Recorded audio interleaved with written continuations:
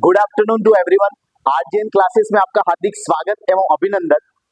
जैसा कि हमने कक्षा 10 की त्रिकोणमिति को पूरा कर लिया था, है ना, उसी के आगे की प्रश्नावली है त्रिकोणमिति के अनुप्रयोग। आज हम 90 प्रश्नावली शुरू करेंगे। जितनी त्रिकोणमिति के अंदर आपने डिफिकल्टीज देखी है उसको अच्छे से हमने सॉल्व करने की कोशिश की है ना। उतना डिफिकल्ट त्रिकोणमिति का अनुप्रयोग नहीं होता है, बिल्कुल इजी चैप्टर है। आप देखेंगे आपको मजा आएगा। हर एक सवाल को हम डायग्राम के माध्यम से सॉल्व करने की कोशिश करेंगे। त्रिकोणमिति का अनुप्रयोग यानी कि त्रिकोणमिति के यूज कहाँ है, त्रिकोणमिति के यूज कहाँ है वो चीजें हम देखने की कोशिश करेंगे। त्रिकोणमिति का यूज कहाँ है तो हम जैसे पर्वत है या कोई ब्रिज है, उनकी ऊंचाई मापने के अंदर बिना सीधी कोई दूरी मापे हम त्रिकोणमिति के अनुप्रयोग यूज करके हम उस डिस्टेंस को कवर कर सकते हैं, माप सकते हैं। हम खगोल विज्ञान के अंदर भी त्रिकोणमिति का उपयोग कर सकते हैं। हम अंतरिक्ष के अंदर और रक्षा संबंधित जितने भी कार्य हैं उसके अंदर भी त्रिकोणमिति का अनुप्रयोग लगा सकते हैं। हम यहाँ पर इतनी बड़ी बड़ी बातें तो नहीं, लेकिन कुछ हाइट और कुछ डिस्टेंस के बारे में जरूर देखेंगे कि कुछ एक ऊंचाई है, जैसे कहीं पतंग उड़ रही है तो पतंग की ऊंचाई कितनी ऊंचाई पर वो उड़ रही है। आप किसी समुद्र तल के किनारे पर खड़े हैं, है ना, और कोई जहाज अगर आ रहा है तो वो जहाज कितनी डिस्टेंस के ऊपर है वो चीज हम देखेंगे। कोई कार एक के पीछे एक है और आप किसी बिल्डिंग से देख रहे हैं और आप देख रहे हैं कि कोई कार आ रही है तो वो कितनी डिस्टेंस के ऊपर वो कार चल रही है, वो अगर आपको ज्ञात करना हो तो वो हम यहाँ पर देखेंगे। किसी पेड़ की हाइट है, पेड़ बीच में से टूट जाता है तो कितनी हाइट से टूटा है, उसका जो टॉप था वो जमीन को कहां पर टच कर रहा है। इन सभी छोटी छोटी बातों से संबंधित हमारे पास में क्वेश्चन है, उनको सॉल्व करने की कोशिश करेंगे। आपको पता ही है पोहे बनाते हैं तो सबसे पहले हमें प्याज काटने होते हैं, मिर्ची काटनी होती है, टमाटर डालने हैं तो टमाटर डालने पड़ते हैं, काटने पड़ते हैं, आलू है तो आलू को काटना पड़ता है। सबसे पहले मैं शुरू करने से पहले ये बारीक जो चीजें हैं उन सब की कटिंग करके हम रेडी कर देते हैं, ताकि लास्ट में सिर्फ हमको पोहे बनाना ही रहे, भंगार करना ही रहेगा, है ना। तो इससे संबंधित जितने भी बेसिक कॉन्सेप्ट है जो यहाँ पर यूज में आने वाले हैं, उन सभी चीजों को हम देखेंगे। देखिएगा, हाइट एंड डिस्टेंस की अगर आप बात करें तो सबसे ज्यादा जो चीज यूज में आती है यहाँ पर वो है आपका समकोण त्रिभुज, जो आपने त्रिकोणमिति में भी देखा था, वही चीज यहाँ पर वापस है। हाइट एंड डिस्टेंस में सबसे ज्यादा अगर कोई यूज में आता है वो है आपका समकोण त्रिभुज, राइट एंगल ट्राइंगल।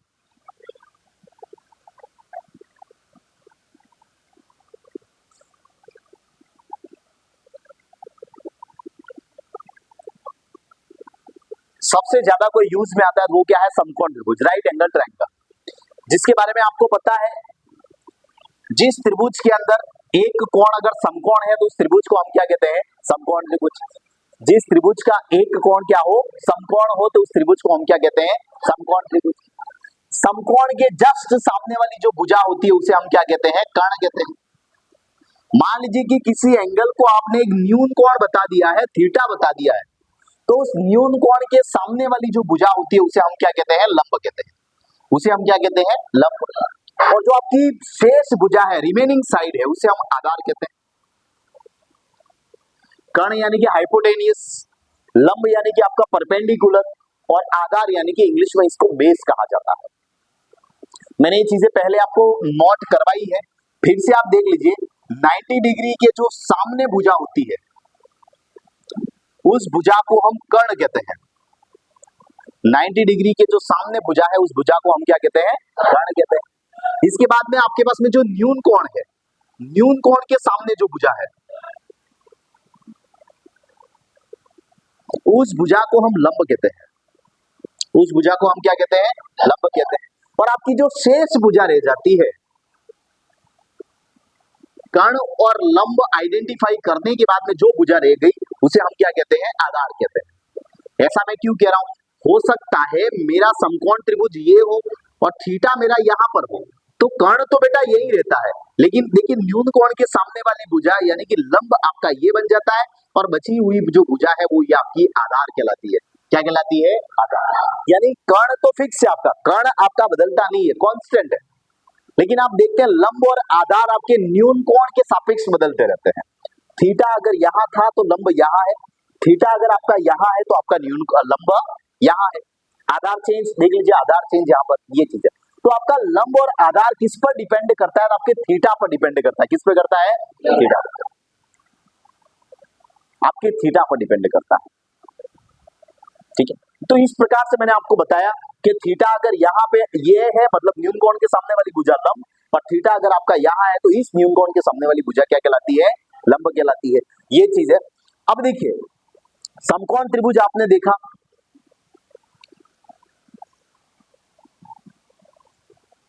इसके बाद में हमारे पास में यूज आएगा, जो मैंने वैसे आपको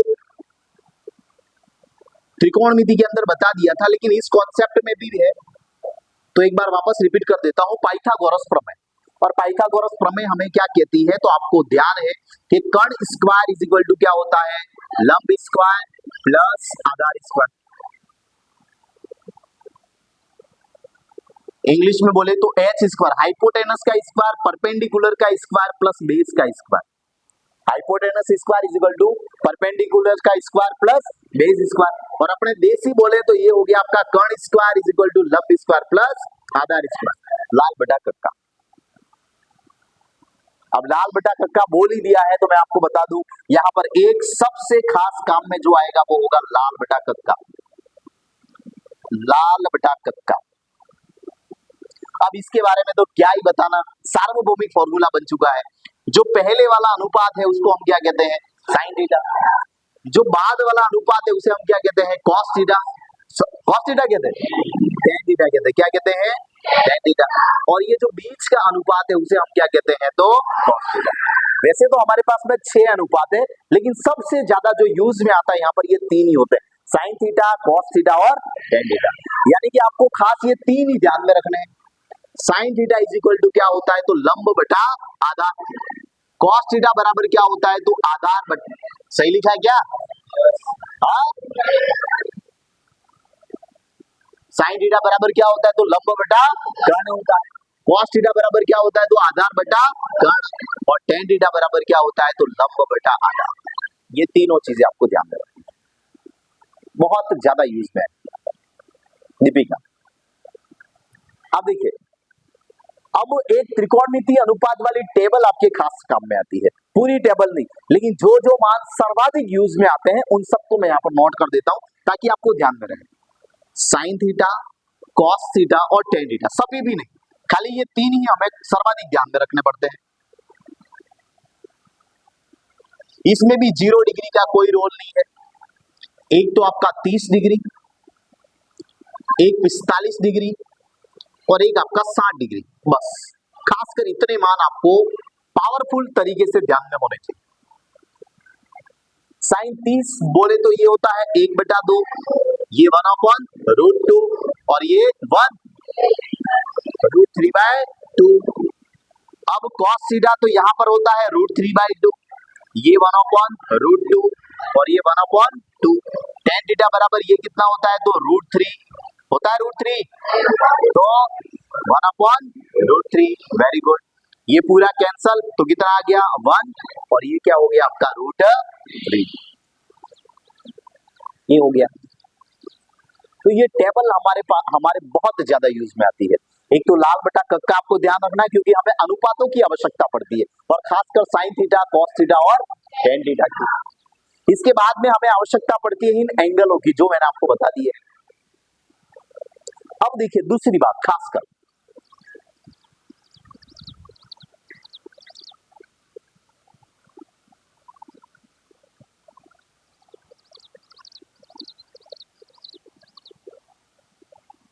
ये गोपाल जी सर छोटे से, अब देखिए मेरी जो आंख है, मेरी जो आंख है, ठीक है, यहाँ आंख दोनों गायब है, ठीक है, कपाल है और सीधा नाक आ गया है। मेरी जो आंख है, मेरी आंख के सीध के अंदर, मेरी आंख की जो सीध होगी उसको मैं क्षैतिज रेखा कहता हूं। क्या कहता हूं? समझ, जहां व्यक्ति खड़ा है जहां व्यक्ति की आंख है उसकी एकदम सीध में अगर कोई रेखा है तो उस रेखा को मैं क्या कहूंगा, क्षैतिज। क्षैतिज यानी कि आधार वाली रेखा। क्षैतिज यानी कि हम किसको कहते हैं, आधार वाली, हॉरिजेंटल लाइन।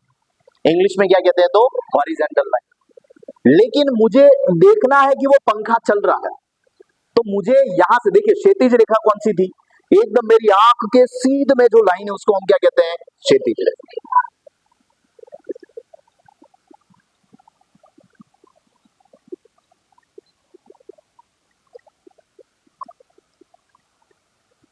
आंख या डोले यूं मत बोलना है ना, ये क्या है, तो आंख है, क्या है, आंख।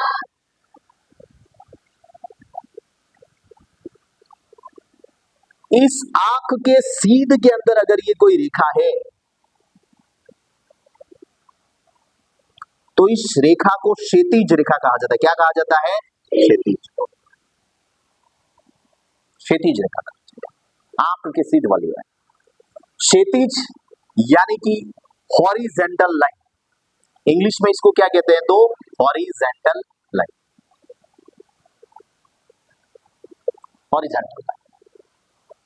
लेकिन मेरी आंख ये रही और मैं देख रहा हूं कि यहां पर पंखा चल रहा है, यहां पर क्या चल रहा है, पंखा। यहां पर क्या चल रहा है, पंखा। ऊपर पंखा चलता है ना, नीचे बेबी सोती है, सोता है। अच्छा, जो सोता है वो सोता यूं कह रहा है, सोती है वो सोती है यूं कह रही है। देखिए, तो अब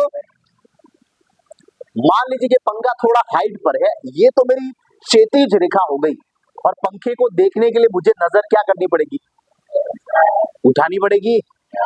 नजर क्या करनी पड़ेगी, उठानी पड़ेगी। आंख के सीध वाली जो लाइन है उसको मैं क्षैतिज कहता हूं, और वस्तु को देखने के लिए जो मेरी नजर जा रही है, वस्तु को देखने के लिए मेरी जो नजर जा रही है, तो आप यूं समझे कि वस्तु को देखने के लिए मेरी जो नजर गई उसको मैं दृष्टि रेखा कहता हूं। क्या कहता हूं, दृष्टि रेखा। भले वस्तु नीचे है, अभी मान लो कि हम फर्स्ट फ्लोर पे हैं, कोई वस्तु नीचे है, उस वस्तु को मैं देखूंगा तो मुझे नजर को क्या करना पड़ेगा, झुकाना पड़ेगा। नजर को क्या करना पड़ेगा, झुकाना। अब ये तो एकदम सीधे में रेखा हो गई, लेकिन ये भैया नीचे बैठे हैं, तो इनको देखने के लिए मेरी नजर क्या होगी, झुकी ना। देखिए, क्षैतिज रेखा कौन सी थी, ये वाली थी, ये क्षैतिज रेखा हो गई। लेकिन दृष्टि रेखा के लिए मेरी नजर क्या हुई है, झुकी है।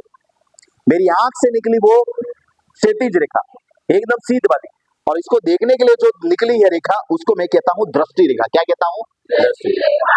वस्तु को देखने के लिए हमारी जो नजर की एक रेखा निकल रही है उसको दृष्टि रेखा कहते हैं। इंग्लिश में उसको साइट लाइन कहते हैं। क्या कहते हैं, साइट लाइन। तो वस्तु को देखने के लिए जो नजर निकली वो रेखा क्या कहलाती है, दृष्टि रेखा। और आंख के सीध के अंदर जो लाइन है उसको हम क्या कहते हैं, क्या कहते हैं, क्षैतिज रेखा। तो आप देख रहे हैं, इस वस्तु को देखने के लिए मेरी ये जो लाइन निकली है, ये जो दृष्टि निकली है, इस दृष्टि की रेखा को हम क्या कहते हैं, दृष्टि रेखा। क्या कहते हैं, दृष्टि रेखा। हो सकता है ये वस्तु मेरी नीचे होती, यहां होती, कोई वस्तु यहां पर होती, तो इस आंख से मैं ये देखता इस वस्तु को नीचे की तरफ, तो ये वाली जो रेखा है तो ये भी मेरी दृष्टि कहलाती। क्या कहलाती, दृष्टि। भाई मेरी आंख के सीध के वस्तु ऊपर है तो नजर ऊपर उठानी है, तो ऊपर वाली दृष्टि रेखा। और आंख से अगर नीचे है तो मुझे नजर झुकानी है, तो वो नीचे वाली जो रेखा आ रही है उसको भी हम क्या कहते हैं, दृष्टि रेखा। वस्तु ऊपर तो ऊपर रेखा, दृष्टि रेखा ये बढ़ गई। वस्तु नीचे तो नजर नीचे की, ये क्या हो गई, दृष्टि। लेकिन क्षैतिज रेखा है वो नियत रहती है, क्षैतिज रेखा बदलती नहीं। वस्तु जहां होगी दृष्टि रेखा वहां बदल जाएगी, वस्तु जहां होगी वहां पर दृष्टि रेखा बदल जाएगी। यहाँ पर खेल इन दोनों रेखाओं का, एक दृष्टि रेखा और एक कौन सी है, क्षैतिज रेखा। बात समझ में आई आपको, एक तो दृष्टि रेखा और दूसरी कौन सी है, क्षैतिज रेखा। दृष्टि रेखा से आप किसको देखते हैं, तो वस्तु को देखते हैं। किसको देखते हैं, वस्तु को। किसको देखते हैं, वस्तु को। अब देखिए आगे बढ़ते हैं, दोनों रेखाएं समझ में आ गई, एक दृष्टि और दूसरी कौन सी है, क्षैतिज।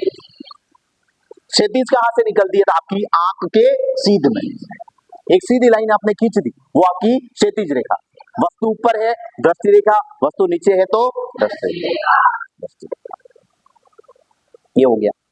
अब देखिए, अब यहां पर हमें दो खास एंगल पढ़ने होते हैं। एक एंगल है उन्नयन कोण, एक एंगल का नाम है उन्नयन कोण, उन्नयन कोण,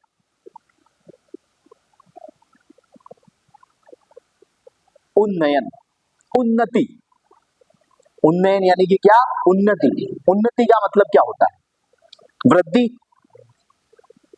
मैं यूं कहूं कि भाई वंशराज की गणित के अंदर उन्नति हुई है, वृद्धि हुई है, मतलब ज्ञान क्या हुआ है, बढ़ा। उन्नति का मतलब क्या हुआ है, बढ़ना। अगर कोई वस्तु आपकी क्षैतिज रेखा से ऊपर है, क्या कह रहा हूं, अगर कोई वस्तु आपकी क्षैतिज रेखा से क्या है, ऊपर है, यानी कि उस वस्तु को देखने के लिए आपको नजर झुकानी नहीं है, आपको नजर उठानी पड़ती है। क्या करनी पड़ती है, उठानी पड़ती है। उन्नति, नजर उठाई यानी कि उन्नति होती है, तो हम क्या करते हैं, नजर उठाते हैं। और एक को मैंने डांट दिया, 10 में से 3 नंबर आए यूं करके, बहुत कमजोर है गणित में यूं करके, तो उसकी नजर क्या हो जाएगी, झुक जाएगी, क्योंकि उसकी उन्नति हुई नहीं। उन्नति होने पर हमारी नजर क्या हो जाती है, उठ जाती है। अगर वस्तु हमारी नजर रेखा से क्षैतिज से ऊपर है, वस्तु क्षैतिज से क्या है, ऊपर। क्षैतिज किसको कहा गया है, हमारी आंख के सीध वाली लाइन को हमने क्या कहा है, क्षैतिज। उसको हमने क्या कहा है, क्षैतिज। तो अगर वस्तु क्षैतिज से कहा है, ऊपर है, याद रखना, ये हो गया मेरा क्षैतिज, ये मेरी क्षैतिज रेखा, और ये मेरी वस्तु है, मान लो कि या सूर्य भगवान है, इनको मुझे देखना है, ये वस्तु हो गई। तो इस वस्तु को देखने के लिए आपने जो नजर उठाई, ये वाली रेखा हो गई दृष्टि रेखा। इस दृष्टि रेखा और क्षैतिज रेखा के मध्य अगर एक कोण बनता है, जिसको मैंने थीटा कहा, क्या कहा, थीटा, ये थीटा मेरा उन्नयन कोण कहलाता है। क्या कहलाता है, उन्नयन कोण। अच्छा, उन्नयन कोण कब बनता है, तो जब वस्तु आपके क्षैतिज से ऊपर हो। वस्तु कहाँ हो, क्षैतिज से ऊपर। क्षैतिज से अगर वस्तु ऊपर है तो आप कहेंगे कि यहाँ पर बनने वाला जो कोण है वो क्या है, उन्नयन। बनने वाला जो कोण है वो क्या है, उन्नयन। तो बताइए, पतंग आसमान में उड़ रही है, कौन सा कोण बनेगा। मैं 11 माल की बिल्डिंग देख रहा हूँ, कौन सा कोण बनेगा। मैं प्लेन को देख रहा हूँ, कौन सा कोण बनेगा। चिड़िया पेड़ पर बैठी हुई है, उसको देख रहा हूँ, कौन सा कोण बनेगा। पेड़ के शिखर को देख रहा हूँ, कौन सा कोण बनेगा। जितनी वस्तु मेरी आंख से ऊपर है, मेरी क्षैतिज रेखा से ऊपर है, उन सब के लिए कौन सा कोण बनता है, उन्नयन कोण। ध्यान में आ गया, उन्नयन कोण क्लियर है। एक दूसरा कोण होता है यहाँ पर, जिसका नाम है अवनमन कोण। एक दूसरा कोण यहाँ पर होता है जिसका नाम क्या है, अवनमन। अवनमन कोण, नमन, नाम ही कितना बढ़िया है, देखिए, नमन। नमन का मतलब नमस्कार करने का मन करता है। नमन का मतलब क्या होता है, प्रणाम। और आपने देखा है कि प्रणाम, प्रिंसिपल साहब नमस्ते ऐसे करते हैं अपन, सीएम साहब नमस्ते ऐसे, है ना। नमन कैसे किया जाता है, नमस्कार सर, है ना, सर प्रणाम। आप भी किसी गुरुवर को अगर प्रणाम करते, सर प्रणाम, है ना। यानी कि प्रणाम का मतलब होता है उसके सामने झुक जाना, उसके सामने झुक जाना। बाकी हमारा मन नहीं, उसके सामने हम झुकते नहीं। अब आज सौम्यराज को यूं हो गया कि सर के सामने झुकना बुकना नहीं।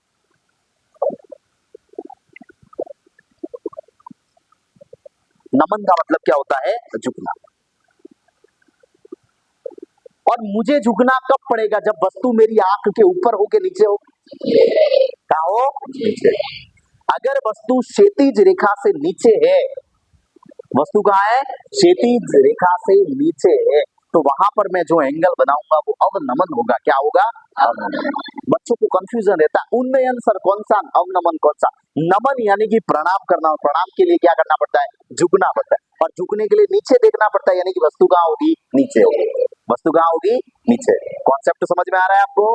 अब देखिए, यानी कि ये मेरी आंख है, ये हो गई दृष्टि रेखा, कौन सी हो गई, सही है क्या, क्षैतिज रेखा है। आंख के सीध में जो रेखा होती है उसको क्या कहते हैं, क्षैतिज रेखा। क्या कहते हैं, क्षैतिज रेखा। आंख के सीध के अंदर जो रेखा है उसे हम क्षैतिज रेखा कहते हैं। आप, हम जो है वो सेकेंड फ्लोर पर है, कहां पर है, सेकेंड फ्लोर। हम ग्राउंड फ्लोर पर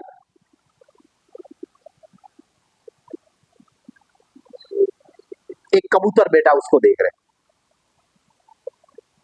ग्राउंड फ्लोर पर कौन बैठा हुआ है? कबूतर। दो कबूतर झगड़ा रहे तो उनको देख रहे हैं। कबूतर तो कबूतर को ही देखेगा नहीं। अब देखिए, तो हम इसको देख रहे हैं ऊपर से, या दो बंदर झगड़ा रहे हैं, है ना, उनको हम देख रहे हैं, तो हमारी नजर कहाँ जाएगी? नीचे। और नीचे देखने के लिए नजर को क्या करना पड़ेगा? झुकाना पड़ेगा। क्या करना पड़ेगा? नजर आपने झुकाई, तो ये जो रेखा बनी, इस रेखा को हम क्या कहते हैं? दृष्टि रेखा। क्या कहते हैं? दृष्टि रेखा। और यहाँ क्षैतिज रेखा और दृष्टि रेखा के मध्य बनने वाला ये जो एंगल है, इस एंगल को हम क्या कहते हैं? अवनमन कोण कहते हैं। क्या कहते हैं? अवनमन। क्या कहते हैं? अवनमन कोण कहते हैं।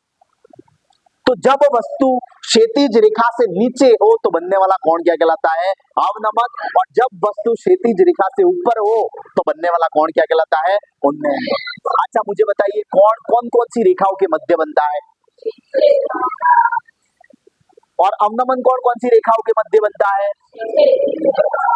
क्षैतिज रेखा और दृष्टि रेखा। अर्थात भले कोण उन्नयन हो या अवनमन हो, अवनमन कोण हो, रेखा तो दोनों वही है, एक तो क्षैतिज और एक कौन सी है? दृष्टि। दृष्टि भले ऊपर हो सकती है, दृष्टि कहाँ हो सकती है? नीचे हो सकती है।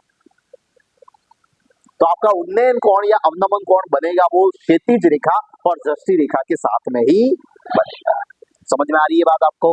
ये चीजें एक कॉन्सेप्ट रहता है मेरा, आपको शायद याद होगा, जगह है नहीं लेकिन यहाँ पर थोड़ा सा मैं आपको बता देता हूं। देखिए, ये दोनों रेखा कौन सी रेखा है मुझे बताइए आप? समांतर है। क्या बात है, 3 साल पुरानी ये बात आपको याद है? समांतर रेखा क्या है? समांतर। अच्छा, इन समांतर रेखाओं को ये रेखा काट रही है, इस रेखा को हम क्या कहते हैं बताइए? क्या कहते हैं? क्षैतिज रेखा कहते हैं कि तिर्यक रेखा? तिर्यक रेखा कहते हैं। इस रेखा को हम क्या कहते हैं? तिर्यक। दो समांतर रेखाओं को जो रेखा काट रही है, उस रेखा को हम क्या कहते हैं? तिर्यक रेखा। उसे हम तिर्यक रेखा कहते हैं। ये रेखा दृष्टि रेखा है आपकी, तिर्यक रेखा कहते हैं। क्या इसके द्वारा बनने वाले एंगलों के बारे में आपको पता है?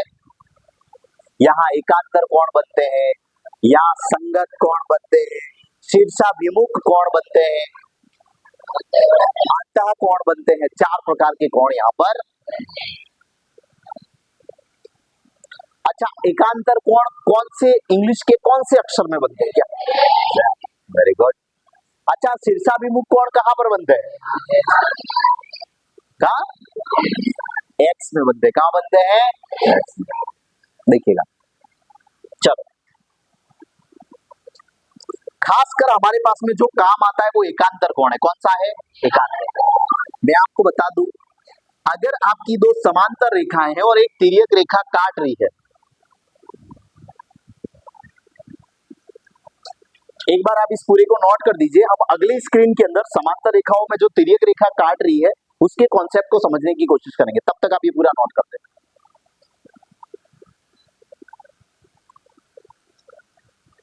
देखिए, एक कॉन्सेप्ट बाकी है, उसको बता के फिर हम क्वेश्चन सॉल्व करने पर आ जाते हैं।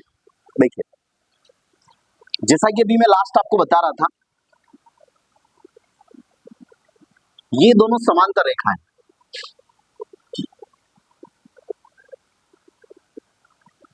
ये दोनों रेखाएं कैसी है? समांतर। अब देखिए, ये समांतर रेखा है और इन रेखाओं को अगर कोई रेखा काट रही है, और जो रेखा काट रही है उसको हम तिर्यक रेखा कहते हैं। क्या कहते हैं? तिर्यक रेखा। इंटरसेक्टिंग लाइन, इंग्लिश में बोले तो इंटरसेक्टिंग लाइन, और ये आपकी पैरेलल लाइन। पैरेलल लाइन और ये क्या है? तो इंटरसेक्टिंग लाइन। ध्यान में रखें। देखिएगा, अब यहां पर 4 प्रकार के एंगल इक्वल होते हैं। एक तो संगत कोण, एक है एकांतर कोण, एक होता है शीर्षाभिमुख कोण,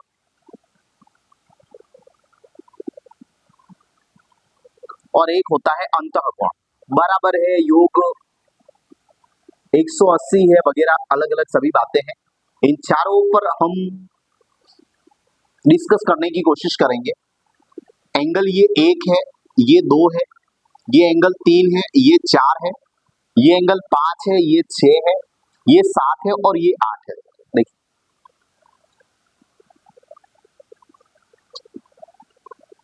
हमारे क्षत्रिय पुष्पेंद्र सिंह जी को हमने तलवार लेके बुलाया, ठीक है। उन्होंने क्या किया,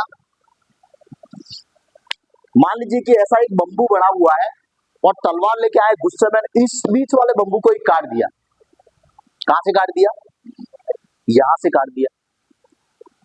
और जितना तेजी से काटा उतना ही तेजी से पकड़ लिया, यहां से गिरने ही नहीं दिया, है ना। क्रिश क्रिश कैसे करता है, देखिए ना क्रिश मूवी आपने, उतनी रफ्तार यूं, अरे ये पानी में हाथ डालते मछली निकाल देते हाथ से, आप कहां बात करते।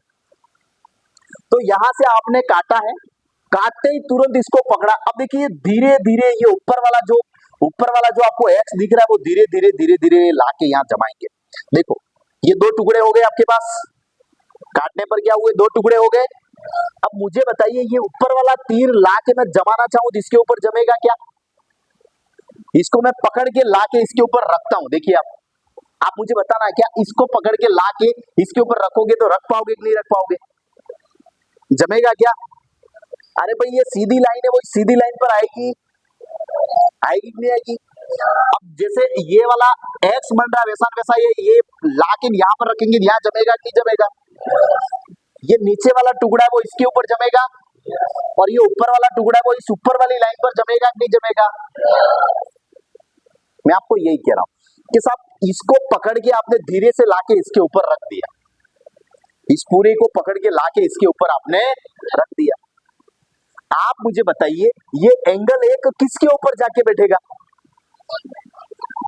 1 किसके ऊपर, मुझे जवाब देना बढ़िया से, 1 किसके ऊपर जाके बैठेगा? 5 के ऊपर। 2 किसके ऊपर जाके बैठेगा? कंप्लीट बैठेगा कि नहीं बैठेगा? देखो ये जितना टेढ़ा इतना इतना ये भी है कि नहीं है? यहाँ देखो V बन रहा है तो यहाँ पर भी V बन रहा है कि नहीं बन रहा है? ठीक है, यहाँ पर देखो ये अधिक कोण बन रहा है, यहाँ पर भी बन रहा है कि नहीं बन रहा है? यहाँ मेरे वीरेन का V बन रहा है तो यहाँ पर भी बन रहा है कि नहीं बन रहा है? बन रहा है ना। और यहाँ पर आप देख रहे हैं अधिक कोण है तो यहाँ पर भी क्या है, ये अधिक कोण है।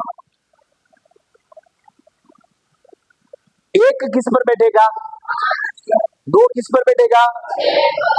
4 किस पर बैठेगा? 3 किस पर बैठेगा? इसका मतलब ये हुआ, आप ये कहना चाहते हैं कि सर एंगल 1 है वो एंगल 5 के बराबर है, एंगल 3 है वो एंगल 7 के बराबर है, एंगल 4 है वो एंगल 8 के बराबर है, और एंगल आपका जो 6 है, सॉरी 2 है वो आपके एंगल 6 के बराबर है। यही बात हुई, देखिए 1 5 के बराबर, 2 है वो देखो 6 के बराबर, 4 है वो 8 के बराबर, और 3 है वो किसके बराबर है? 7 के बराबर। ये इतने बराबर। आप देख रहे हैं कि ऊपर वाली आकृति इस नीचे वाली आकृति को पूरा एक तरफ, पूरा एक दूसरे को ढक लेती है, ओवरलैप कर देती है। क्या कर देती है? ओवरलैपिंग, यानी कि एक दूसरे को ढक देना। और इस प्रकार जो एंगल बराबर आ रहे हैं इन एंगल को हम संगत कोण कहते हैं। क्या कहते हैं? संगत कोण। आप जो अनुमान है तो ऐसा कह रहे हैं कि 2 है वो 6 के बराबर है, 1 है वो 5 के बराबर है, 4 है वो 8 के बराबर है, 3 किसके बराबर है? 7 के। ये सभी संगत कोण कहलाते हैं। क्या कहलाते हैं? संगत कोण। संगत का मतलब लाइन के इधर वाला 2 तो लाइन के इधर वाला कौन? 6। लाइन के इधर वाला 4 नीचे की तरफ तो लाइन के इधर वाला नीचे की तरफ क्या हो गया? 8। ये संगत। संगत यानी कि कॉरस्पॉन्डिंग। यहाँ नीचे की तरफ 3 तो यहाँ नीचे की तरफ क्या है? 7। यहाँ ऊपर की तरफ 1 तो यहाँ ऊपर की तरफ कौन है? 5। संगत। संगत का मतलब इस लाइन में, पहली लाइन में आदित्य बैठा हुआ है तो आदित्य के संगत होगा अक्षय। दूसरी लाइन में फर्स्ट में कौन बैठा है? अक्षय। इधर दिया बैठी है तो दिया के संगत कौन हो जाएगा? साक्षी। कि पहली लाइन में फर्स्ट नंबर पर ये बैठी है तो दूसरी लाइन में कौन बैठा है? साक्षी बैठी हुई। ये हो गया संगत। इस पंखे का संगत वो हो गया, देख लीजिए दूसरा पंखा, क्योंकि एकदम सेम डिस्टेंस पर वो भी लगा हुआ है। ये चीज है संगत का मतलब, समझ में आ रहा है ना। मेरे पास में मान लो कि खुश आके खड़ा हो गया तो मेरा ये जो हाथ है तो खुश यहां पर खड़ा होगा तो आजा भाई, देखिए भाई मेरे से भी लंबे थोड़े हैं। अब देखो संगत तो नहीं कह सकते लेकिन समझा रहा हूं मैं आपको। मेरा ये हाथ है वो कौन सा? राइट हैंड है, ये राइट हैंड है, तो संगत भाग इसका कौन सा हुआ? उठा हाथ, तेरे राइट, राइट कौन सा? हाँ, ये क्या हो गया? संगत। ठीक है, सबका मालिक एक। ठीक है, अब मेरा ये लेफ्ट हैंड, तो इसके संगत कौन सा होगा? ये हुआ मेरे संगत। मैंने इधर देखा, ये कहां देखेगा? अरे उधर संगत हुआ ये। समझ में आ रही है बात? मैंने ये वाला हाथ इधर किया, ये कौन सा करेगा? अरे संगत कौन सा होता है? अरे लेफ्ट नहीं है। हाँ, तो ये हो गया संगत। संगत यानी कि मेरा जो भाग है वैसा वैसा इसका भाग। मेरी ये हाथ, तो इसकी कौन सी होगी? अब ये कंफ्यूज है कि भाई मेरी कौन सी हाथ? ये वाली हाथ मेरी लेफ्ट, तो इसकी भी लेफ्ट। ये चीज हुई। समझ में आ रही है बात? संगत। बहुत बार ऐसा होता है कि किसी को यूं कहा जाता है कि आपके बाया हाथ उठाओ, तो वो कंफ्यूज हो जाता है कि यार बाया है कौन सा? कौन सा बाया है ना? है ना? दाया हाथ उठाओ, कौन सा दाया यूं? अरे भाई, जिससे रोज लिखते हो खाते हो वही दाया हाथ है। किसी के उल्टा हो सकता है मेरी तरह है। ये चीज है। अब देखिए आगे, तो जो आप देख रहे हैं कि इसके संगत ये हुआ, इसके संगत ये हुआ, इसके संगत ये, जो संगत कौन है वो एक दूसरे के क्या है? बराबर। दूसरी चीज देखिए, जहां एक्स बनता है, जहां पर क्या बन रहा है? एक्स।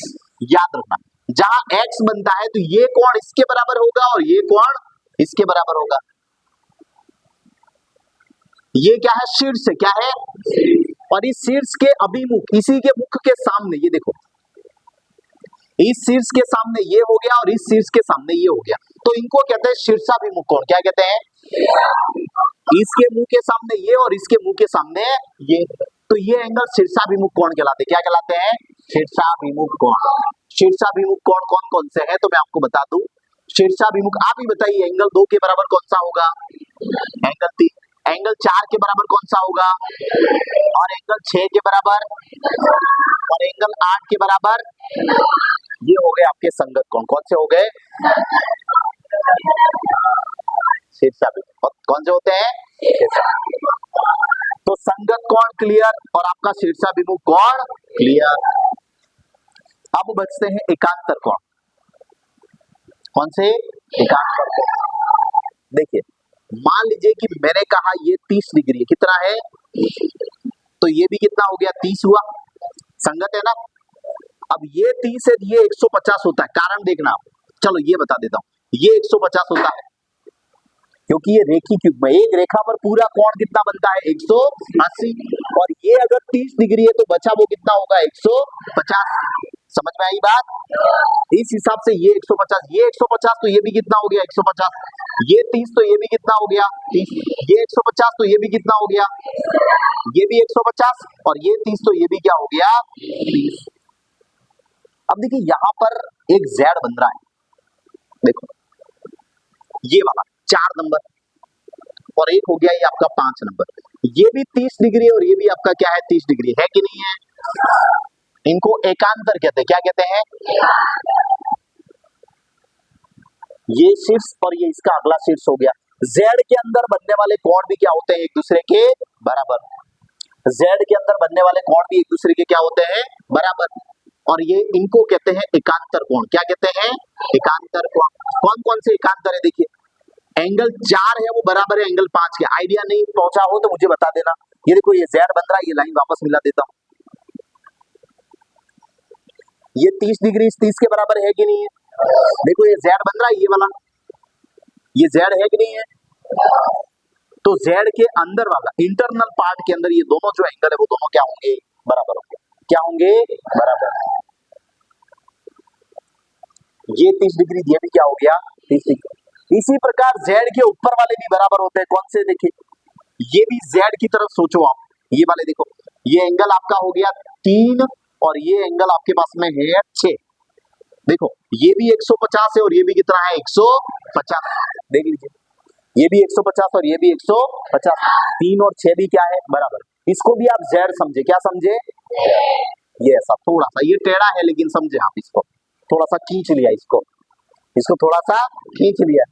तो देखिए, जेड के अंदर हो या जेड के ये थोड़े बाहर हो, ये देखो, ये थोड़े बाहर जैसे दिख रहे हैं और ये कहां दिख रहे हैं? अंदर की तरफ। दोनों ही जेड के अंदर जो बनने वाले कोण होते हैं वो क्या होते हैं, बराबर। कौन सा, देखो एक ये इसके बराबर और ये किसके बराबर है, इसके बराबर। ये भी आपका जेड है देखो, और ये भी आपका क्या है, जेड है। समझ आ रही है बात, जेड दिख तो रहा है, कौन सा जेड है, देखो ये वाला, एक जेड तो आपका ये हो गया, ये वाला देखो जेड में ये 30 और ये 30, ये दोनों बराबर। एक जेड आपका ये हो रहा रोबिन सिंह, ये देखो ये तो इसके नीचे ये वाला भाग और इस लाइन के ऊपर वाला भाग, इस लाइन के नीचे वाला और इस लाइन के ऊपर वाला मैंने अलग से बनाया, देखो इस लाइन के ऊपर वाला भी 150 है और इस लाइन के नीचे वाला भी क्या है 100, ये दोनों भी एक दूसरे के इक्वल होते हैं और ये दोनों एकांतर ही कहलाते हैं। क्या कहलाते हैं, एकांतर। एक 4 और 5 और दूसरा है आपका 3 और 6, ये दोनों क्या कहलाते हैं, एकांतर कोण। क्या कहलाते हैं, एकांतर कोण। सबसे ज्यादा यूज मेरा यही आने वाला है, आप याद रखना। मैं जो कॉन्सेप्ट आपको लेके चल रहा हूं आगे, उस कॉन्सेप्ट में ये चीजें बहुत कम आ रही है, सबसे ज्यादा आता है एकांतर कोण। जहां जेड बनेगा वहां पर एंगल क्या होंगे, इक्वल होंगे। ये बात आप यहां से समझ लीजिए, वहां पर सीधा मैं लिखूंगा चूंकि एकांतर कोण क्या होते हैं, एक दूसरे के बराबर हो। मैं इतनी बात लिखूंगा, आपको वहां समझ जाना कि यहाँ पर एकांतर कोण बनता है। एकांतर कोण कहां बनता है, जेड। कहां बनता है, जेड। देखिए यहां पर देखो ये जेड बन रहा है कि नहीं बन रहा है, ये एंगल किसके बराबर होगा, इसके बराबर होगा ना, और एक ये वाला किसके बराबर होगा, तो इसके बराबर होगा। समझ में आ रही है बात, चित्र भले कैसे भी। ये देखो ये जेड बन रहा है कि नहीं बन रहा है, ये वाला जेड, ये 1 2 के बराबर और ये 3 किसके बराबर है, 4। ये हो गया आपका जेड। इस प्रकार से एक बचता है लास्ट में अंतः कोण। देखिए ये भी देख लेते हैं, अंतः यानी कि अंदर वाले कोण, अंतः यानी कि कौन से हो गए, अंदर वाले कोण। वाले कोण है, काले कोण नहीं है ना, ये वाले कोण है, अंदर वाले कोण। अंदर यानी कि देखो अंदर ये रे और अंदर ये रे, ये वाले बाहर वाले, बाह्य कोण कहते हैं इनको। ये देखो अंतः कोण है कौन कौन से, मैं आपको बता दूं, एंगल 3, एंगल 4, एंगल 5 और एंगल 6, ये सब अंतः कोण। अब इन दोनों की टोटल करो कितनी होती है, 150 और 30। इन दोनों की टोटल करो कितनी होती है, तो यहाँ पर एक कॉन्सेप्ट काम करता है, अंतः कोणों का योग 180 होता है। अंतः कोणों का योग कितना होता है, 180। अच्छा अंतः कोण कहाँ बनते हैं, तो एफ में बनते हैं। कहाँ बनते हैं, देख लीजिए, ये दोनों अंतः कोण हुए, ये देखो एक ऊपर वाला आपके पास में 3 और ये नीचे वाला क्या है 5। एंगल 3 प्लस एंगल 5 बराबर होता है 180। कितना होता है, 180। उल्टा एफ, अब दूसरा है उल्टा एफ। इस प्रकार से भी देखो, यहाँ एंगल 4 और यहाँ पर आपके पास में एंगल 6। ये 4 है वो 30 है और ये 150 है, तो एंगल 4 प्लस एंगल 6 का जो योग है वो भी कितना होता है, 180। कितना होता है, 180। अंतः कोण की बात आएगी तब अक्सर कौन सा बनता है, एफ। क्या बनता है, एकांतर कोण में कौन सा बनता है, जेड। शीर्षाभिमुख कोण में कौन सा बनता है, एक्स। और संगत कोण में क्या मारती है, तलवार। क्या मारती है, तलवार। वो एक दूसरे के ऊपर जहां पर आके बैठते हैं वो सभी संगत कोण क्या होते हैं, बराबर होते हैं। तो संगत कोण क्या होते हैं, बराबर। यही है ना, ये पूरा मेरा कॉन्सेप्ट हो गया। अब देखिए थोड़ी सी जगह मेरे पास में है, ये सवाल मैं पूरा करने की कोशिश करता हूं, इसके बाद में आप पूरी स्क्रीन नोट कर सकते हैं। सवाल देखिए, एग्जाम्पल नंबर पहला है, बिल्कुल इजी सवाल है, बेस क्वेश्चन है। धरती पर एक मीनार उर्ध्वाधर खड़ी है। मीनार जानते हो, मीनार, कुतुब मीनार, जो बिल्डिंग होती है उसको हम क्या कहते हैं, मीनार, है ना। जैसे फ्लैट है तो उसको हम क्या कह सकते हैं, मीनार कह सकते हैं। 10-11 माल का कोई बिल्डिंग है तो उसको हम मीनार कहते हैं। तो मीनार तो सब ऐसे ही होते हैं ना, तो खड़े। ऊर्ध्वाधर का मतलब क्या होता है, खड़ा होना। देखिए डायग्राम ही सबसे इंपॉर्टेंट चीज है इस सवाल के अंदर। ये हो गई आपकी मीनार, मीनार समझ में आ गई।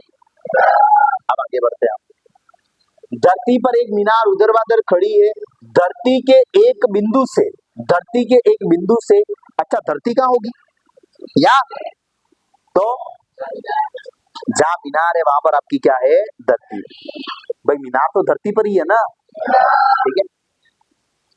धरती के एक बिंदु से जो मीनार के पाद बिंदु से 15 मीटर दूर है, ये पाद बिंदु यानी पैरों का बिंदु, दूसरा कुछ नहीं समझना है, ठीक है।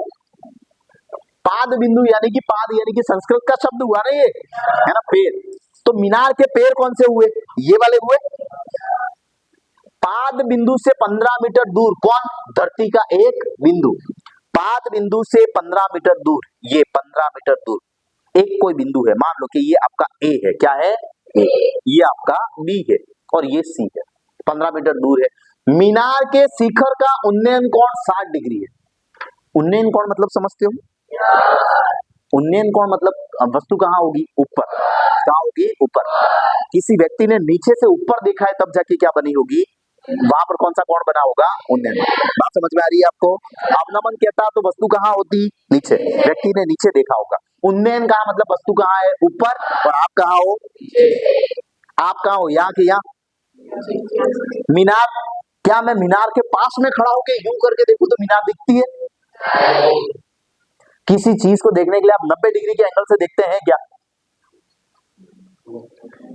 मान लो कि आपको विजय स्तंभ देखना है ना, तो विजय स्तंभ के पास में चले गए, फिर आप यूं गर्दन यूं करके देख रहे हैं, ऐसा संभव है? आप दूर से खड़े होके देखते हैं ना। विजय स्तंभ के बारे में किसी ने यूं कहा है, किसी कवि या लेखक ने, कि भाई ये इतना बड़ा स्तंभ है कि अगर कोई मारवाड़ी व्यक्ति अगर इसे देखे तो उसके सर की पगड़ी वो कहाँ आ जाएगी? नीचे आ जाएगी, क्योंकि उसको देखने के लिए पूरी गर्दन उठानी पड़ेगी, इतनी ऊंची मीनार है। और वो गर्दन पूरी ऊपर उठाएगा तो पगड़ी वो कहाँ आ जाएगी? नीचे आ जाएगी। ऐसा। पर आजकल तो लोग मीनार विजय स्तंभ को यूं पकड़ लेते हैं, मैंने देखा है, ऐसे पकड़ लेते हैं यूं करके, ऐसे दबा देते फिर, इतने बड़े हो गए लोग थे। देख लो आज टेक्नोलॉजी, ठीक है। आप भी जाओगे तो आपको भी वहां घूमने वाले जो फोटोग्राफर है वो कहेंगे मीनार को दबा के फोटो खींचना है आपके। देखिए वापस आते हैं, धरती के मीनार पर एक धरती पर एक मीनार ऊर्ध्वाधर खड़ी है। धरती के एक बिंदु से, एक बिंदु ये रहा जो मीनार के पाद बिंदु से 15 मीटर दूर है।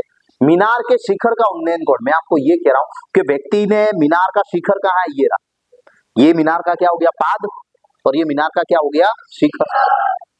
तो मीनार का शिखर उसने कहां से देखा होगा? मुझे बताइए। ए से देखा होगा?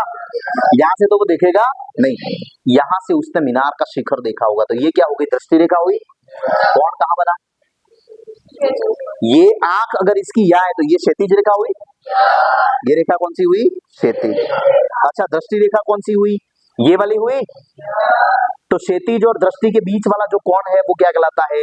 क्या कहलाता है? और उन्नयन कोण कितना दे रखा है? क्या दे रखा है?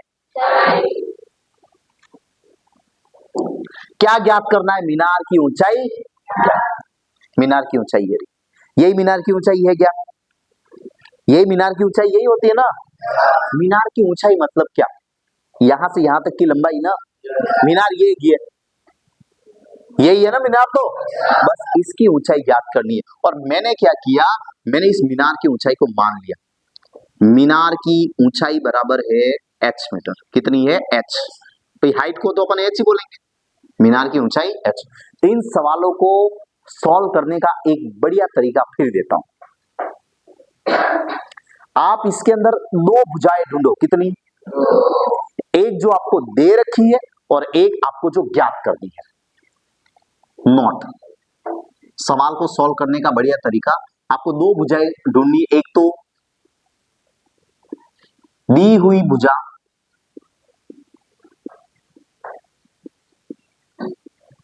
और एक आपको ज्ञात करनी है वो भुजा।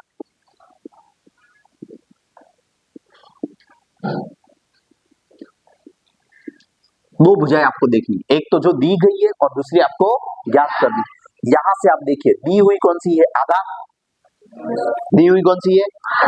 और यहां से देखिए ज्ञात कौन सी करनी है? तो यहां से ये भुजा कौन सी होती है? अरे कर्ण लंब आधार के रूप में आपको जवाब देना है। दी गई कौन सी है? दी हुई कौन सी है? ज्ञात कौन सी करनी है? अब आप लाल बटा कक्का के बारे में सोचिए। लाल बटा कक्का, आप जिनका जिक्र कर रहे हैं, एक दी हुई और एक ज्ञात करनी, आपको हमेशा सवाल देख के खुद को यही सवाल करना, इसमें दी हुई कौन सी है और निकालनी कौन सी है, दिया हुआ और ज्ञात करना। दिया हुआ मेरे पास में क्या है यहाँ पर आधार और ज्ञात क्या करना है तो लंब। मुझे बताइए दोनों चीजें किस में आती है, आधार और लंब। टेन थीटा में आती है, कॉट तक जाना ही नहीं है आपको, किस में जाना है साइन कॉस या टेन के अंदर। भले ये उल्टा, आप अभी उल्टा पढ़ रहे हो, लेकिन आप किस में आ रही है, टेन में आ रही है नहीं आ रही है। आप यहाँ पर लेंगे त्रिभुज एबीसी में, त्रिभुज कौन सा आपके पास में देखिए एबीसी में हमने लिया टेन थीटा। क्या लिया, मैंने टेन क्यों लिया, क्योंकि मुझे ऊंचाई ज्ञात करनी है, तो मैं वो अनुपात लूंगा जिससे मेरी ऊंचाई मुझे मिल जाए। तो मैं कौन सी दो भुजाएं लूंगा, एक जो मुझे दे रखी और एक मुझे जो ज्ञात करनी है। ये tan थीटा इस आधार पर लेना है। यहाँ पर आप tan लेंगे, साइन लेंगे और क्या लेंगे cos लेंगे। tan थीटा इस प्रश्नावली में 85% लेंगे आप, कितना लेंगे 85%।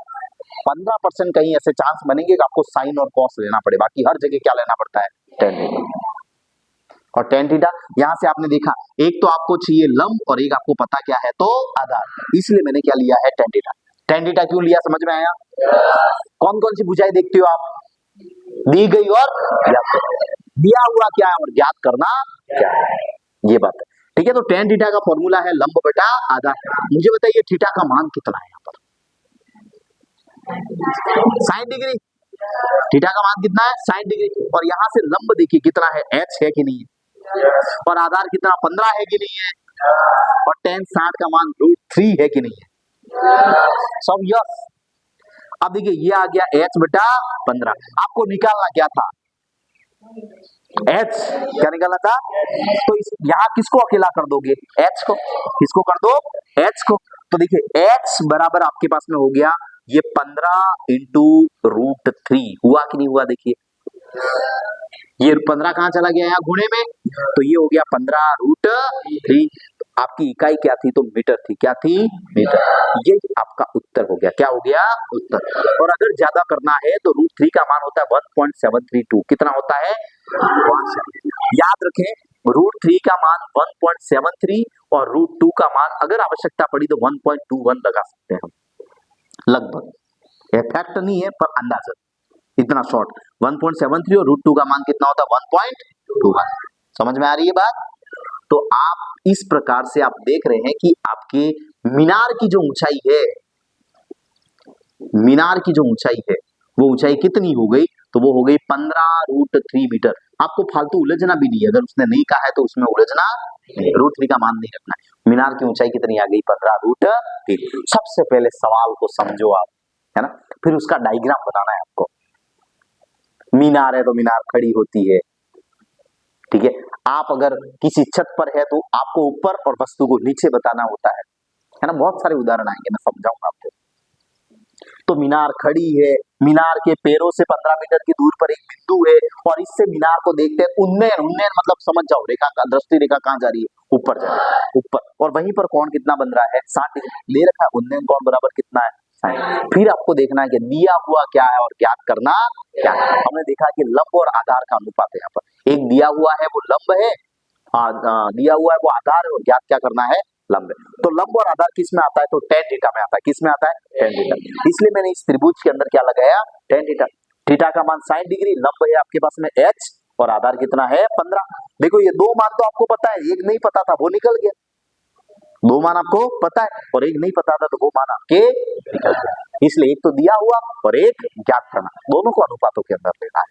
इस प्रकार से हमारे सवाल सॉल्व हो जाएंगे, है ना। लगभग 2 से 3 नंबर में सवाल आता है और ये 1 नंबर में भी आता है। ये सवाल 1 नंबर का है, एकदम छोटा है, इसलिए ये सवाल कितने नंबर का है 1 नंबर का। बिल्कुल बढ़िया से आप नोट कीजिए, फिर हम आगे बढ़ते हैं।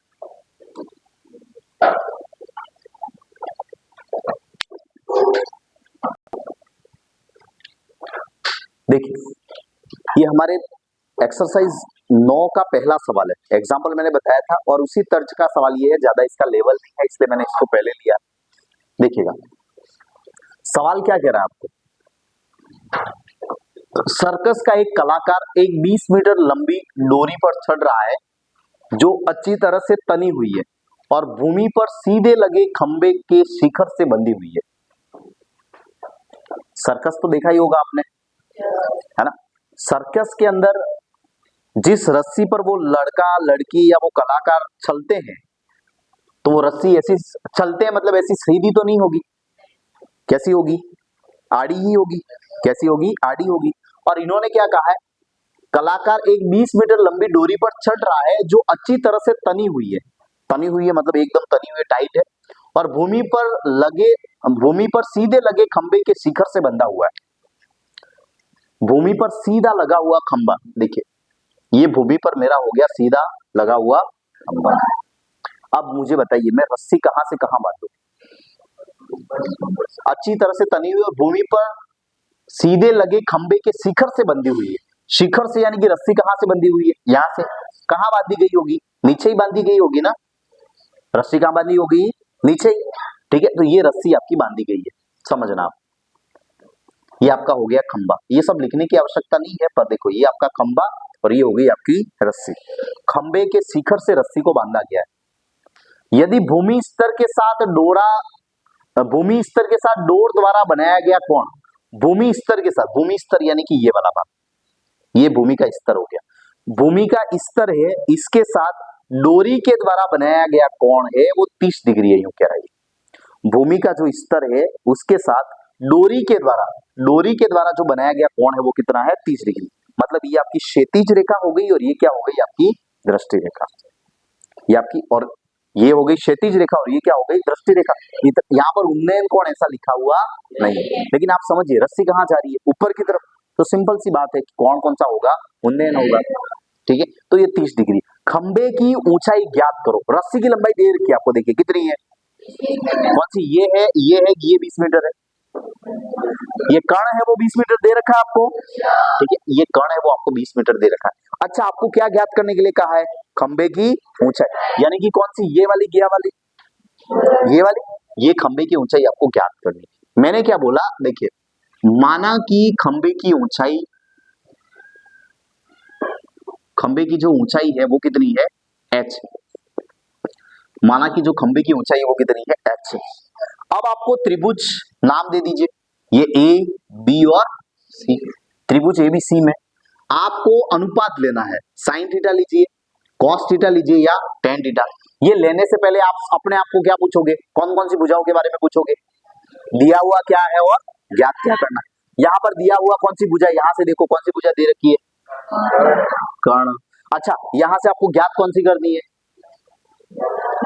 कौन सी ज्ञात करनी है, अरे वो ज्ञात करनी है ना सामने वाली, लंब।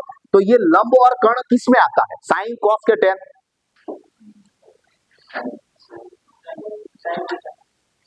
लाल बटा कक्का किस में आता है, देखिए लंब और कर्ण दोनों किस में आता है, साइन थीटा में आता है।